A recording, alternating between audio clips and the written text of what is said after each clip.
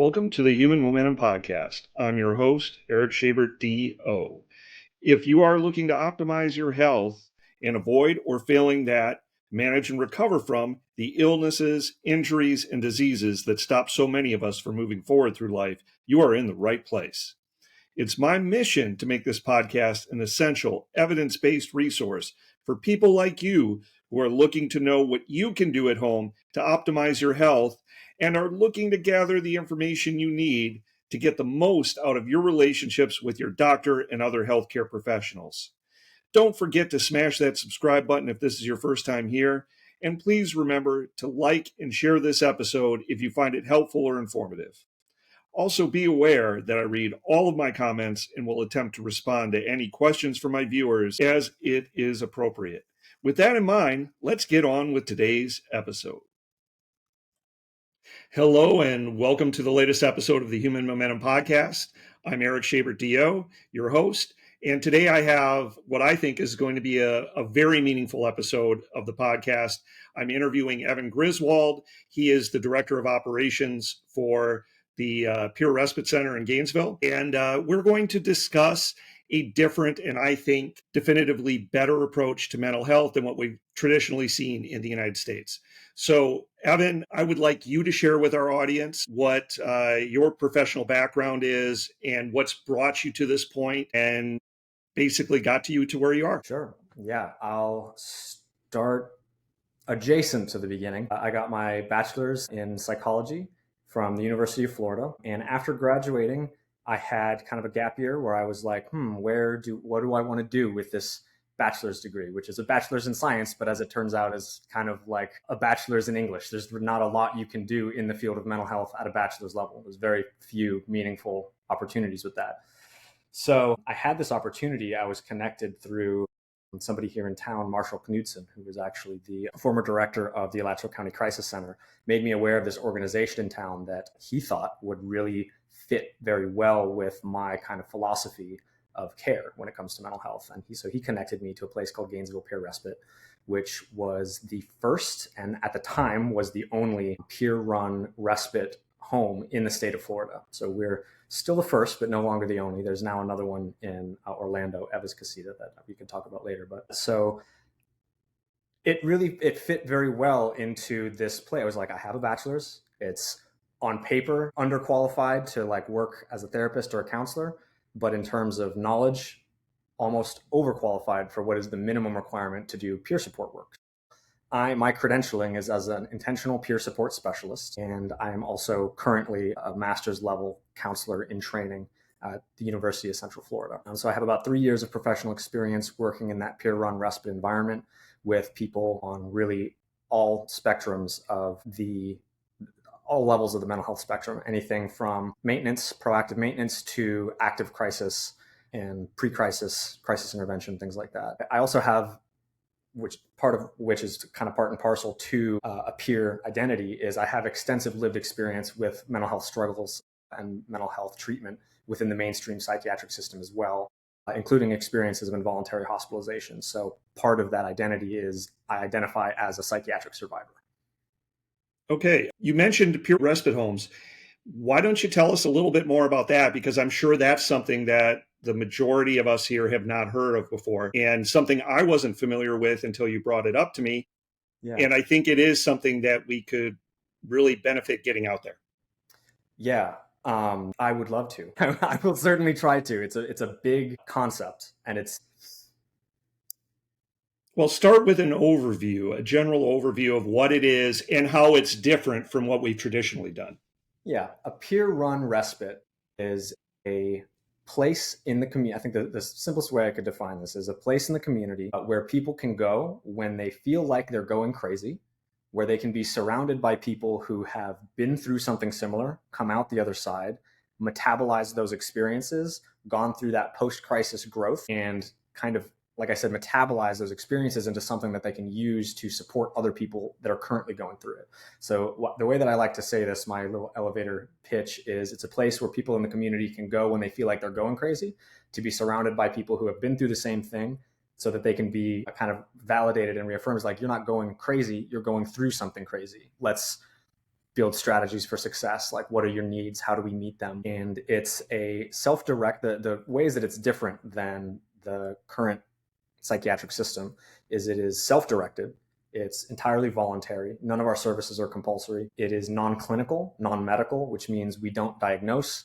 We don't refer to the service and the support that we provide as treatment. We don't see any, we refer to the people that come to the respite house as our guests, not our patients or our clients. The entire model is non-fee for service. It's a nonprofit model, so there's no fee for any of the services that we provide, whether it's telephonic warm line crisis support, whether it's in-person one-on-one peer support, whether it's group peer support, like group facilitated groups, or whether it's in-person overnight stays as an alternative to like involuntary hospitalization. There's no fee for any of those services. And we don't see any of our guests as disordered, sick, diseased, damaged, or abnormal. We see everybody as a normal person having a normal reaction to extreme stress. And that can be the form of extreme sensory experiences, something that the psychiatric model would refer to as schizophrenia or psychosis. It could be sensory overwhelm from something like autism spectrum disorder or ADHD or other forms of neurodiversity. It could be extreme anxiety from OCD or generalized anxiety or panic disorder. PTSD, depression is whatever. One thing that I've learned more than anything is whatever word the DSM has for a symptom, you can describe as a person first experience. So I think some of those differences just under your description are going to be obvious to folks, particularly anyone who's had to pay out of pocket for inpatient psychiatric care can realize the advantages of a pure respite kind of setup versus traditional. I also had patients who had a good deal of experience with involuntary inpatient treatment and found the experience for many of them to be punitive and to be traumatizing and frequently attached to legal outcomes that weren't real good and long-term were very detrimental to getting a good psychiatric outcome. So what kind of input can you give me on that, on pure respite versus traditional? Yeah, there's a reason why we refer to ourselves as non-carceral care, because a lot of the same systems, a lot of the infrastructure, a lot of the people that staff and work, a lot of the same types of people, a lot of the same psychological profiles that work in corrections and in the justice system are the same types of people, the same types of infrastructure, the same types of pipelines that work in the psychiatric system. There's a lot of overlap between carceral systems and mental health systems, unfortunately, in this country. The paper that I wrote, that literature review that I shared with you, they did this big review of all of the, or not all, but large sample of people who were hospitalized involuntarily. And the people that tended to have the worst outcomes were ones where there was police involvement. And interestingly enough, for us as care providers in Florida, all of the cases that featured police involvement were from Florida. Out of, I think it was somewhere just under like 200 cases, 100% of the ones that involved police were in the state of Florida. So there is, unfortunately, not nearly a sufficient differentiation between those carceral systems and the mental health systems. And it's exactly like you said, a lot of people, as a result of that, experience that treatment as very punitive, morally inflected, and harmful, traumatizing. Yeah. Yeah, I had the experience in residency quite frequently. I did my residency at the Advent Health Hospital on the east side of Orlando. At the time, it was called Florida Hospital East Orlando. And we had, by visits, the busiest emergency room in the Orlando metro. So we had a lot of patients coming through there. And it was a very common occurrence for the police to bring somebody in who was in mental health crisis that was in the process of being criminally charged and was under a Baker Act initiated by the police. And it was not unusual for them to complete their 72-hour Baker Act hold in the emergency room, just due to the general shortage of beds, because it's a busy hospital, and because the local mental health facilities had a real shortage of beds. So you would have this experience where an individual was medicated by medical practitioners who are not experts in nuance with mental health at all. And so in my hindsight evaluation of these cases, in many cases, they were very over medicated sometimes to the point of being really non-interactive with the world for the duration of their stay. And yet at the end of the 72 hours, they would let them get just enough out of it, just enough so they were awake, and they would get kind of discharged to the street because there wasn't necessarily a hold on their criminal charges with an order to show up for arraignment in a couple of days, but with criminal charges potentially pending, despite the fact that in many cases they were in severe psychiatric distress just prior to whatever got them. And a lot of times the criminal charges were things like trespass or drug possession or, a lot of other minor nonviolent offenses were the common point, or vandalism, something like that. Yeah. Yeah. There is a troubling kind of ease with which stuff like very heavy medications are prescribed, especially in settings like that. And I think that by and large, the field of psychiatry really wildly underestimates the potential for harm that a lot of this stuff has. I think that most psychiatrists today really wildly underestimate how meticulous and careful you need to be when coming off or changing dosages. I think that the protocol for how they titrate up and down is really wildly out of touch with what is best practice. And I think that a lot of harm is done by starting and stopping SSRIs and SNRIs too quickly, starting and stopping antipsychotics too quickly. And when you have somebody who is brought in, a lot of people potentially live by themselves, don't have a lot of support, which is why they ended up in this situation. They don't have a lot of support at home, and they come in on the worst day of their life. You pump them through a medication. They have no idea how this stuff works. They have no idea how they're supposed to take it. They're not really like cogent when they're there. They're not really, you can't expect somebody to, their brain is not in a state where it's learning, it's surviving. They're not appreciating the nuance of how to take this medication. And then they're, like you said, sent out into the world with very little to no wraparound care. Now on this foreign chemical agent that they're responsible for managing on their own.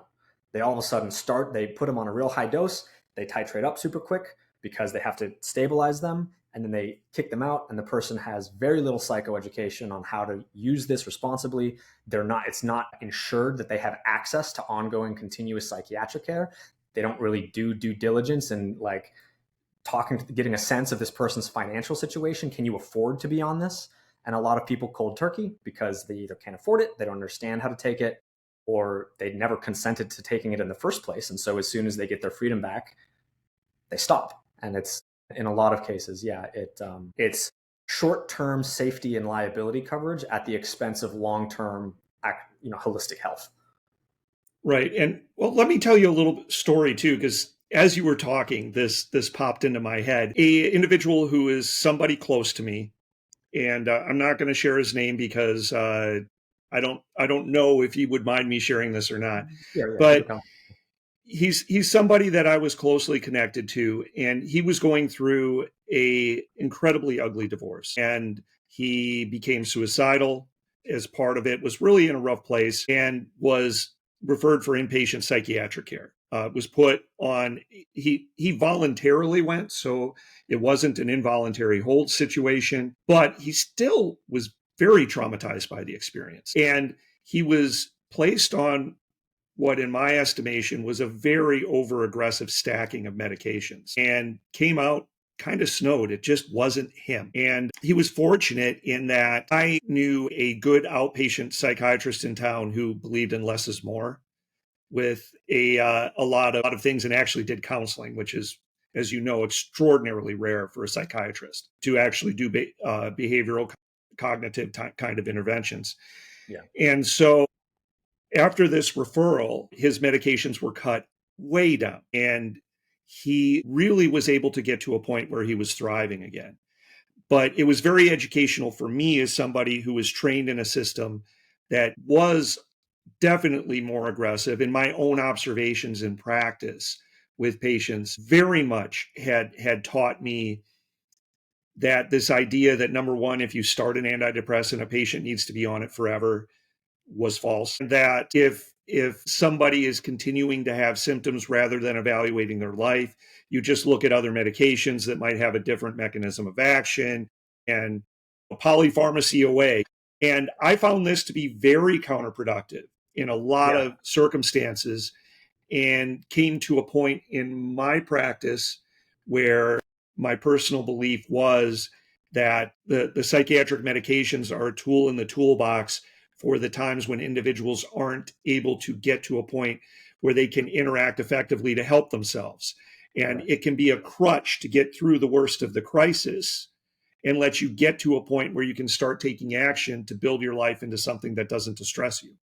That Yes. that was my view. Does that dovetail with what your experience has been? That is the spirit of kind of the founders of the field of psychology, of psychiatry. It was never intended to be the primary frontline treatment for psychiatric disorders. It was always intended as an adjunct to supplement psychotherapy in exactly cases like that. When if somebody is experiencing PTSD or CPTSD that's so severe and profound that that you can't even begin the work because they're at such a high level of like activation and distress, or somebody who is so severe, like for example, somebody who suffers from like treatment resistant depression, where this neurological pattern has been ongoing for so long that the subcortical structures in the brain that are like make use of the SSRIs, the SNRIs, the mood stabilizers that you're giving them have atrophied away. It's the way I explain it is it's like you see a man on the side of the road whose car is broken down, and you get out and you see that he's missing his arms. And so your solution is to give him a box of power tools and say, good luck. But it's like he's missing the part of his body that he needs to make use of the tools that you're giving him. So like, yeah, it was never intended to be a standalone treatment. It was always intended to help facilitate and get people who are too severe or too chronic or have been in that rut for too long to self-correct through less invasive means. And somewhere along the line, I've got a bunch of tinfoil hat ideas as to why we ended up with the system that we have, whether it was more profitable to do it this way. It's easier to sell a pill than it is to sell effort and introspection and like a brave, fearless look at yourself. Because I think what a lot of the dirty secret to healing when it comes to mental health is that it's not like healing your leg. If a part of you, a part of your identity, a part of your mind, a part of your self-concept, a part of your view of the world, a part of your worldview is injured, you can't heal that without changing yourself. And people are very resistant to changing themselves. And so it's much, much easier to sell somebody a pill than to sell somebody on the idea of like, we're going to sit down and talk about things that are deeply distressing to you, deeply uncomfortable. And we're going to really like, it's going to feel like dragging yourself naked through broken glass sometimes. How does that sound? You down for that?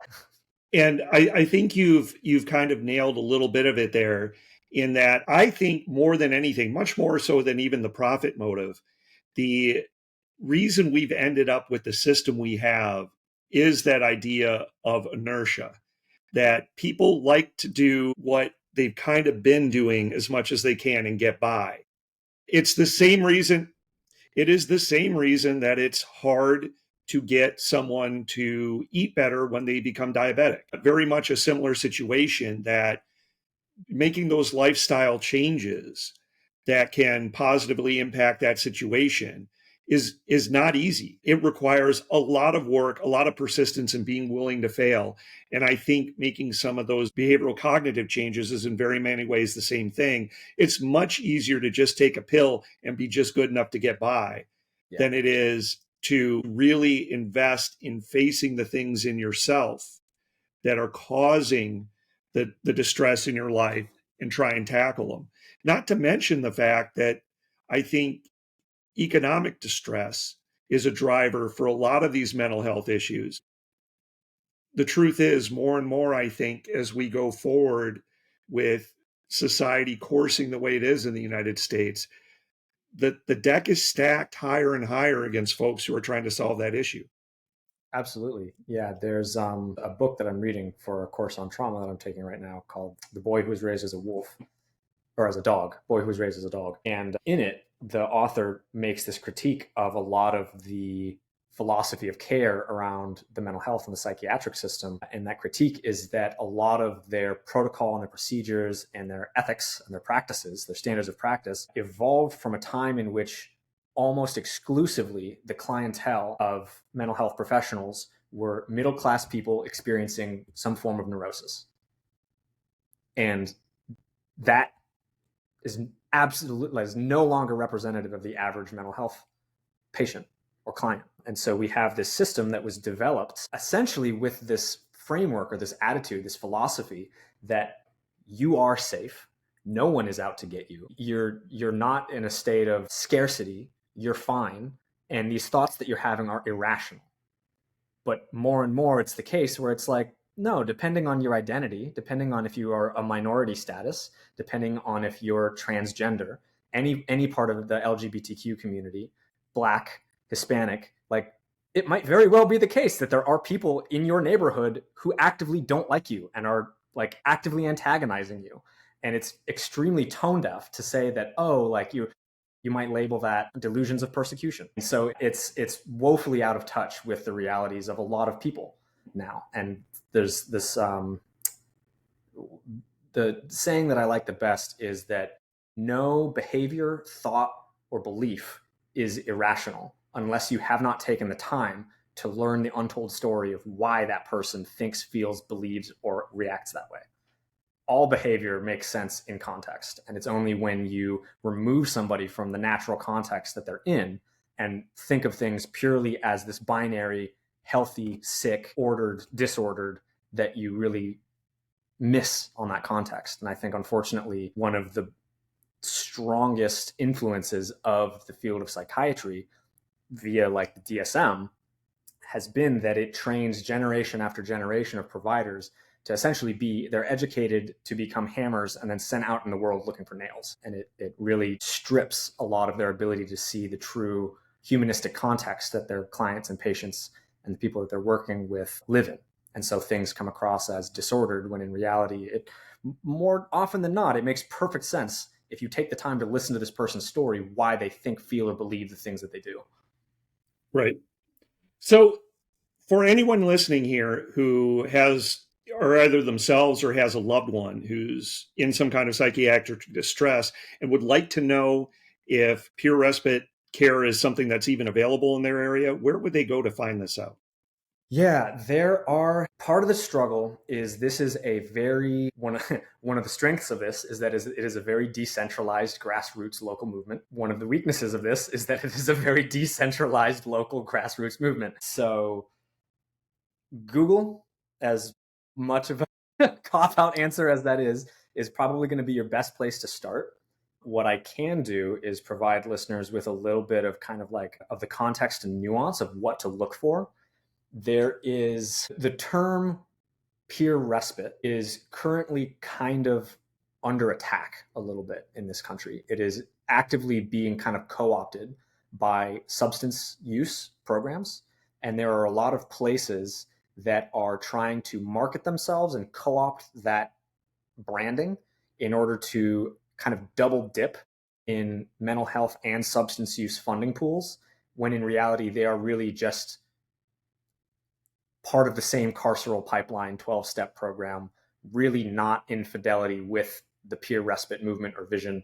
They are a peer respite in name only. And so some of the things that I would say to look out for are to look at how the peer support specialists that work in that place are credentialed. In most states, there will be like a state recognized credential for peer support specialists, which is what they use to bill Medicaid or Medicare. In the state of Florida, unfortunately, in our infinite wisdom, we decided to go the CRPS route, which is Certified Recovery Peer Support Specialist route, which unfortunately, in my opinion, as somebody who is credentialed in IPS, but I'm certifiable in CRPS, I decided to forego that credentialing because I really don't like that model. I don't identify with that model. It's in my opinion, it is a watered down version of more of the same.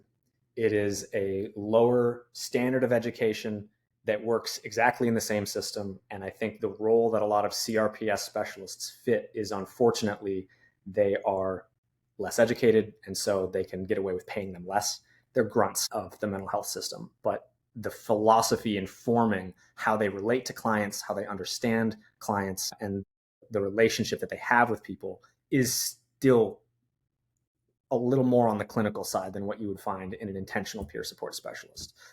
These certifications will differ from state to state. Not every state has CRPS. So do a little bit of research, find out what the credentialing is in your state. My personal opinion is I consider intentional peer support to be kind of the gold standard as far as the most non-carceral, the most non-clinical, the most humanistic, and the most in alignment with what it truly means to be peer run.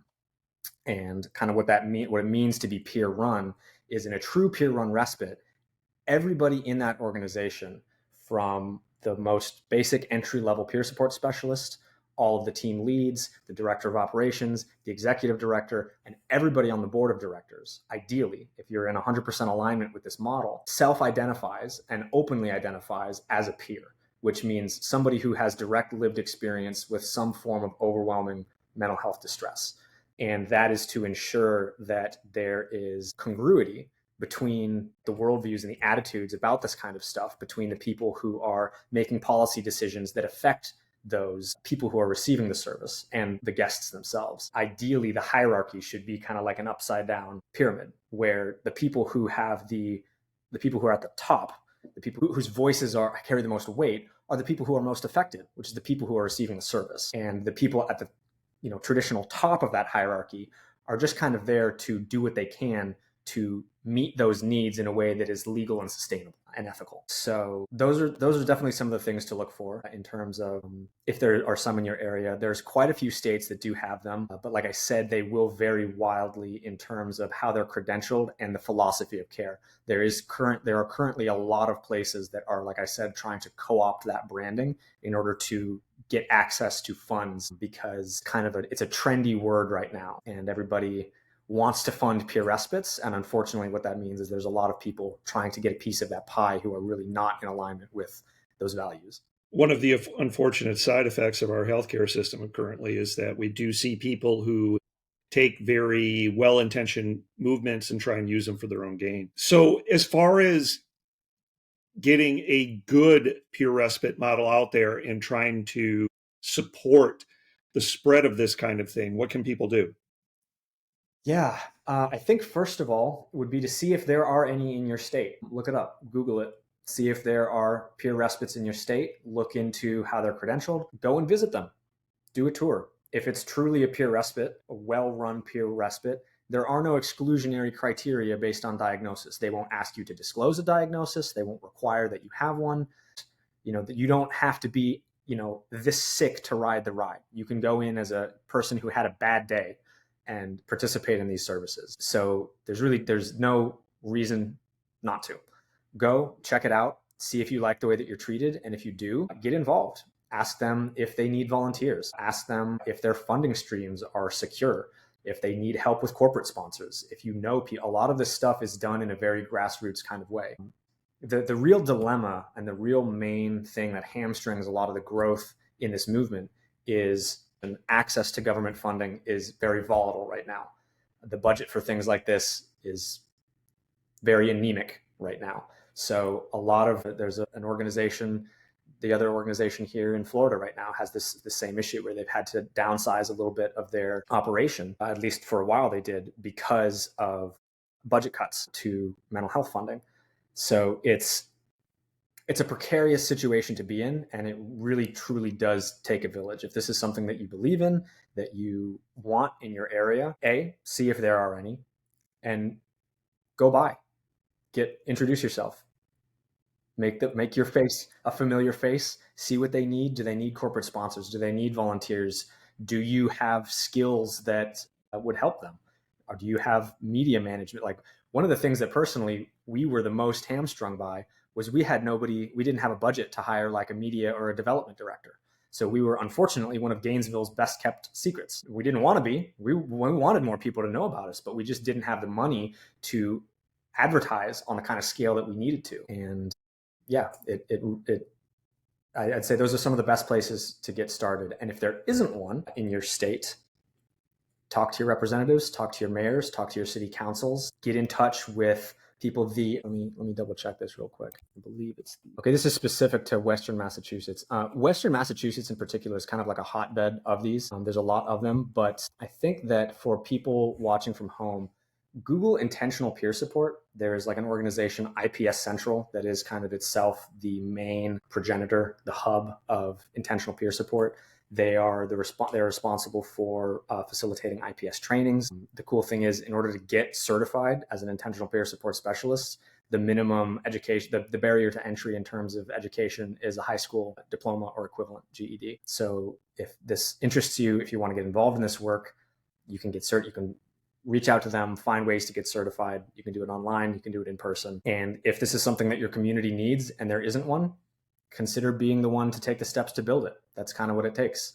I've got a bachelor's degree and I'm 70% of the way through a master's, not licensed, but at a bachelor's level, I was managing one of these. The current executive director of the one in Orlando is same boat, bachelor's level person. If you have the business skills or are willing to learn them, you can build one of these. So in other words, private sector support from individuals with business skills, marketing skills, fundraising skills, things like that would be incredibly helpful to trying to assist the spread of this movement and make it something that is integrated a little bit more readily into our healthcare system in this country. Absolutely. Because it is a like I said, fee-for-service model, the funding streams are very precarious. That is what happened to us at GPR over COVID. Our single greatest funding source was paying us. Primarily what they were interested in was our in-person overnight stays, because they were interested in that as an alternative to involuntary hospitalization. Well, COVID happened, had to close the physical location. No more beds are open. They did an emergency rewrite of our contract, and then our funding was scaling depending on the number of people that were interacting with our online virtual services. So right off the bat, we were scaled down dramatically because we no longer had the beds available. And then we had this kind of slow, financial hemorrhaging because we're just had enough to pay our staff and not enough to hire a development director. And so word wasn't getting out. The numbers of people using the service in an online capacity were stagnating because, honestly, the in-person community, that face-to-face community, that physical space in the community is where it's at. Aside from that, it's like we were kind of reduced and hamstrung because of COVID to operate as kind of like just a very humanistic, different philosophy call center. We would do online support groups. We would answer phone calls, but it wasn't the community. That sense of community was gone.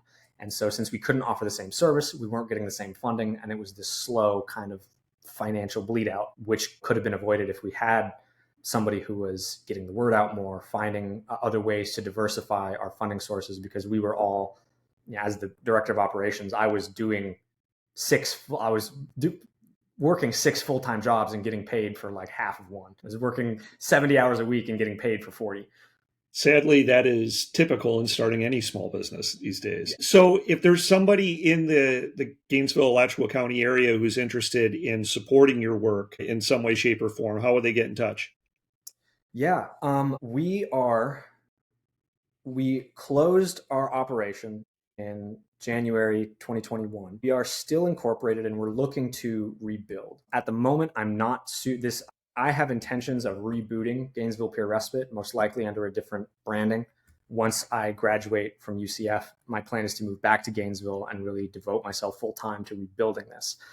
At the moment, I would say they can reach out to either myself, or I can provide you with the contact information for the remaining board members. And if there are people in the community who have legal connections, legal resources, advertising resources, people who are interested in this, believe in this kind of thing, and have ties to people that might be interested in corporate sponsorships or local business sponsorships, angel donors, we call them, or people who can put me in front of the people who hold the keys to this kind of thing, who need to hear it. I can make a good pitch, but I don't know who needs to hear it, and I don't know how to get in front of them. So if you know who needs to hear this stuff, reach out and let me know. I will do that, but what I'll do is I'll collect that contact information from you and I'll get it in the pinned comments of this video Yeah, so that if folks see this and they're interested in trying to assist your efforts, they can go nuts. that'd be fantastic. Yeah, I am. It's fallen to the back burner as I started practicum and internship and all those things because I've just been. I was like, I have to pick one of these. I can't do both of these at the same time. But next year, I will, fingers crossed, be graduating, and it will be my full time priority coming back to Gainesville and trying to get this going again.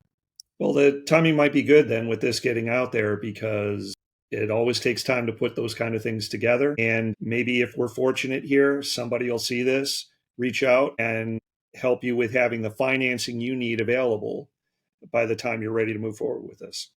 Yeah.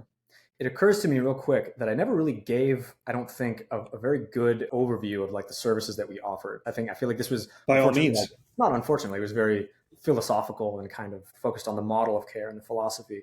But so basically what we offered at Gainesville Peer Respite was, it was a home-like environment. So we operated out of a converted house in the historic district off of East University Avenue.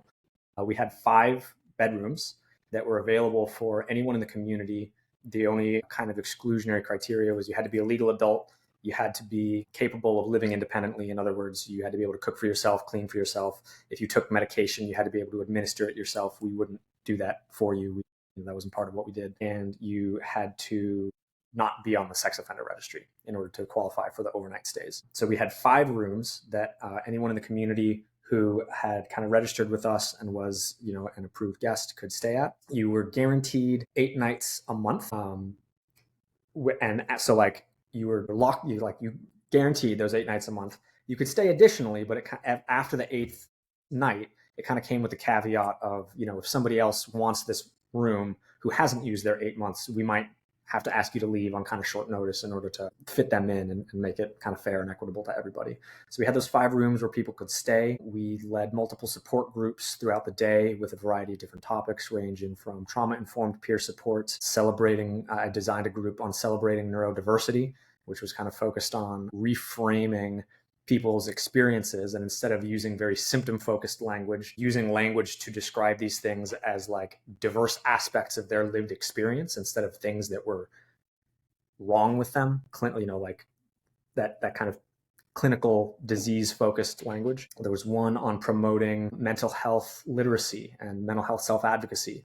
There was groups on success strategies for living as an adult with ADHD, all kinds of different support groups. One's for LGBTQ individuals, one's for racial minorities, helping to get support through the stressors of stigma and oppression and exclusion from a lot of society. And then we had a 24-hour warm line that people could call. It was a crisis line. It was basically a hotline, but we called it a warm line because there was typically only maybe 1 to 2 people staffing it at a time. So it came with the caveat of if you call, you're not guaranteed to get connected to somebody. So if you don't call them, understand that you might have to keep trying. We might be on the line with somebody else. It's not a super high volume. And then it was open from 9 a.m. to 9 p.m. as a drop-in center, meaning that anybody from the community could come into the physical space. No appointment needed, no real paperwork needed. You don't have to drop in. If you're having a bad day, you're feeling stressed out, you don't know what to do, you don't have anybody to talk to, walk in the door, come introduce yourself, and you'll be surrounded by the whole place was staffed by people who have kind of been there, done that. And all the other people are people who have either been there, done that, and are here to proactively maintain the recovery that they're in, or are currently going through it and can probably commiserate with you and relate to what you're going through. And it was a very unique community. It was very cool to see the way that people light up and support each other in a way that you really do not see in inpatient settings. Everybody is very, dull, muted, shut down. And it's just really beautiful to see that when you give people that full autonomy and that full freedom to express and process and to self-author what they're going through, what it means, and what wellness means to them and how they want to seek it. It's really magical to see the chain reactions that happen in a community of people who the psychiatric model would say, this person's way too sick to take, they can't even help themselves. How are they going to support? It's really beautiful the way to see people intuitively, naturally supporting each other in a community like that. Yeah. I just wanted to make sure that people had a sense of like, what do we actually do? What does the service look like? I can't think of a better way to close this out. I think we've covered everything really well for this try at it anyways. I'm sure we'll have more. I really am very encouraged by how this turned out. I think this is important information to disseminate. It certainly wasn't anything I had prior exposure to or had any real knowledge of. And I think it's very important, especially in light of the absolute epidemic of homelessness and addiction in the country right now that I feel strongly relates to mental health issues. And so finding a way to more effectively intervene than we have been, I think, is essential. I don't think there's anyone who would look at what's going on in the United States right now with regards to mental health and would say, oh, yeah, we're doing great. So yeah, trying to do the same thing over and over again and expect a different result is the definition of insanity. Well, the traditional mental health system in this country, thinking that going forward it's going to work great, is the definition of insanity. So hopefully we can do a little better, and we can get some alternate approaches like Pure Run Respite Care more widely disseminated and effectively introduced in this country, and we can start to turn around the quality of living issue we have. Yeah. I agree. I really think that this is what the future of mental health care in this country is going to need to look like, because throwing money at reactive crisis intervention is a black hole for funding. You're going to, no matter how much money you throw at it, it's not going to solve the problem. It has to come from a proactive rather than a reactive lens. And if I had one wish from a magic genie, I wish that more people, regular people, people who struggle with mental illness, mental health professionals, especially psychiatrists, doctors, psychologists who are real rooted in that disease model, I wish more of them could see how magical it can be when you take someone who is in, like, say, a suicidal crisis, for example, and you give them the freedom to express what they're feeling in a way that doesn't take away their rights, their freedom, that doesn't stigmatize them, isn't punitive, isn't like when the conversation of how you're going to care, how you're going to support someone starts with what is essentially a threat of incarcerating them, the conversation, that's a non-starter. We talk about, oh, we're doing this for safety. We need to make a safety plan. We need to keep people safe. But I mean, really, I think the dirty secret that not enough people, not enough providers are willing to admit is, whose safety are we talking about? The client's safety or the safety of your licensure and your liability? Who are we keeping safe when we talk about the need to Baker Act somebody and the need to take away their freedom like that? Because I don't know if you've ever been inside the locked ward of a psychiatric hospital, but it's the first word that comes to mind isn't usually safety. More often than not, they're not really places of safety or healing. They're places of forced compliance. Yeah.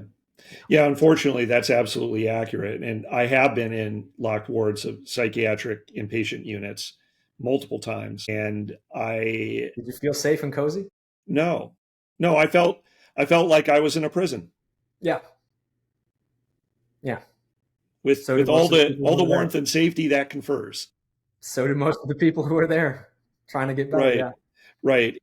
And so I'm very empathetic to folks who've experienced that. And it's part of why I'm excited about trying to disseminate information on an alternative, because I don't think it's productive. And what you said about black hole funding is very important for folks that see this, that are on the conservative side, that this might sound a little, lefty foo-foo to or something like Oh, that. absolutely. It's I'll one of show the you the things to keep in statistics of mind. how much Right. money this saves, how much Yep. cheaper this is, how much Yep. taxpayer money this saves, as opposed to relying on costly, overreactive, ineffective emergency services.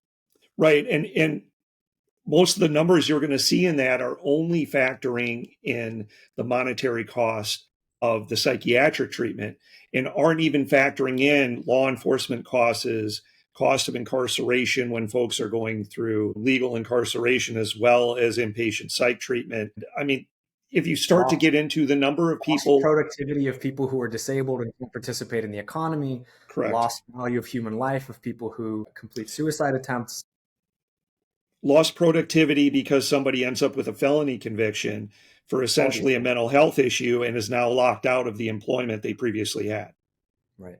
There's just so many layers to it. I think this is really the missing piece of the puzzle, right? We had the National Mental Health Act, right? The Deinstitutionalization Act, where the goal originally was to abolish institutional mental health care and create community mental health care. But really, instead of funding places in the community, like respite homes, what we ended up doing is just funneling all of that money into it, basically the same system, except it was just temporary, shorter term treatment to stabilize. Instead of keeping somebody indefinitely, you just keep them for 7 weeks at a time through in a revolving door where they're just back and back and back because the fundamental problems, the lack of access, the lack of community, the lack of support, the lack of humanization was never, we never bothered to invest in Right. that. We just put Right. all the money And into if emergency there's, services. and what the attempt, what the vision was to have these crisis centers that people would come into briefly, get stabilized, go out and receive outpatient care. But the outpatient piece has never been effectively implemented. And you end up with a situation where if the person actually does have access to outpatient care after these crisis hospitalizations, it's a situation where they're being cranked through in 6-minute visits and just handed medications without any real effective counseling. And when folks are doing psychological counseling in a way that there is attempting to be meaningful, there just isn't anywhere near enough access to it. And all of the various carceral related adverse effects of having gone through the inpatient treatment in the first place are never really addressed. And so you have people that are repeatedly going through this who are progressively getting worse and worse and worse instead of better. Correct. Re-traumatized over and over and over again. A lot of especially inpatient facilities are big trauma factories.